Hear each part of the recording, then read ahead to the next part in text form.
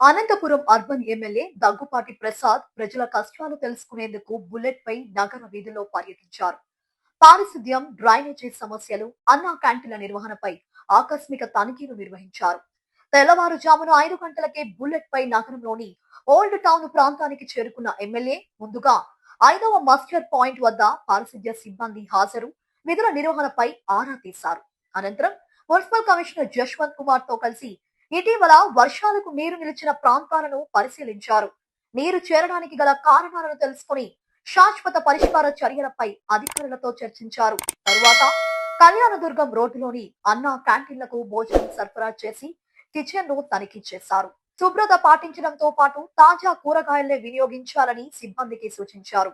ఈ సందర్భంగా ఎమ్మెల్యే మాట్లాడుతూ గత 5 ఏళ్లలో డ్రైనేజీ వ్యవస్థను పట్టించుకోకపోవడం వల్లే ప్రస్తుతం సమస్యలు ఎదురవుతున్నాయని విమర్శించారు. ఇకపై ఎంత పెద్ద వర్షం వచ్చినా నీరు నిల్వ కాకుండా శాశ్వత చర్యలు చేపడుతున్నామని తెలిపారు. మున్సిపల్ కమిషనర్ జశ్వంత్ కుమార్ మాట్లాడుతూ పారిశుద్ధ్యం మెరుగుపడాలంటే ప్రజల సహకారం కూడా అవసరమన్నారు.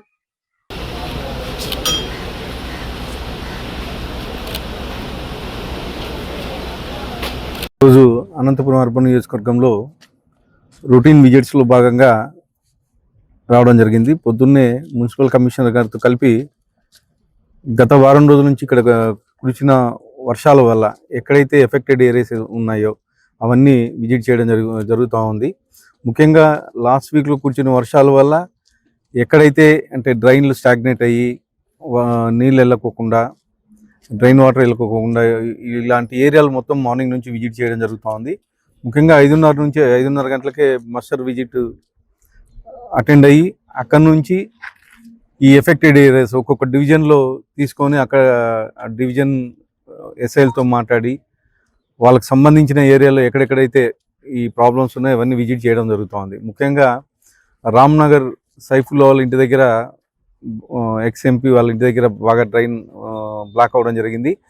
ఇవన్నీ చూస్తే దేనికంటే గత 5 ఏళ్లలో వైఎస్ఆర్సీపీ ప్రభుత్వంలో ఎక్కడ కానీ డ్రైన్లు మోడిఫికేషన్ కానీ లేకపోతే ఎప్పుడో నిర్మించిన డ్రైన్లు అలాగే చిన్న చిన్న డ్రైన్లు అలాగే ఉండిపోయినాయి. అంటే పబ్లిక్ జనాభా పెరిగిపోయింది కానీ డ్రైన్లు మోడిఫికేషన్ చేయడం కానీ ఇలాంటివి గత 5 ఏళ్ళలో ఎక్కడ కానీ పట్టించుకోలేదు. కానీ మా తెలుగుదేశం ప్రభుత్వం వచ్చిన తర్వాత ఈ 2 ఏళ్ల కాలంలో అనేకమైనటువంటి డ్రైన్లు మోడిఫై చేస్తూ ఎక్కడైతే అంటే శాశ్వత పరిష్కారం కోసం, అంటే తాత్కాలికంగా కాకుండా శాశ్వత పరిష్కారం కోసం ప్రతిదీ 1 by 1 చేసుకుంటూ వెళ్తున్నాం. ముఖ్యంగా నేను అక్కడ చూస్తే ఇప్పుడు అక్కడ 2 ఆ పక్క ఈ పక్క మాన్యువల్ నిర్మించాల అవసరం ఉంది. అవి కానీ ఆర్డర్ ఇవ్వడం జరిగింది.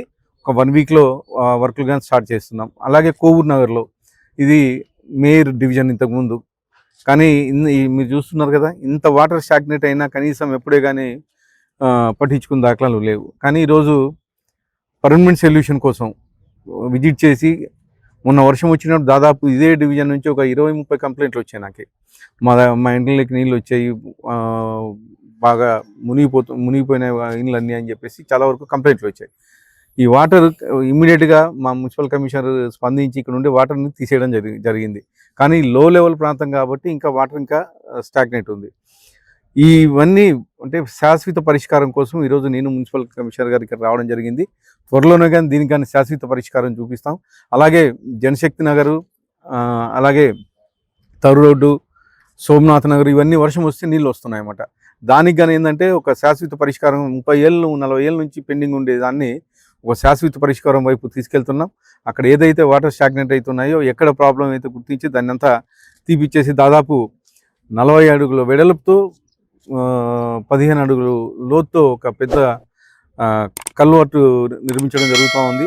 ఆ కల్వర్ట్ నిర్మిస్తే నడిమొక్క మీద ఏవైతే నీళ్ళు వస్తాయో మొత్తం ఫ్రీగా వెళ్ళిపోయే పరిస్థితి ఉంటుంది.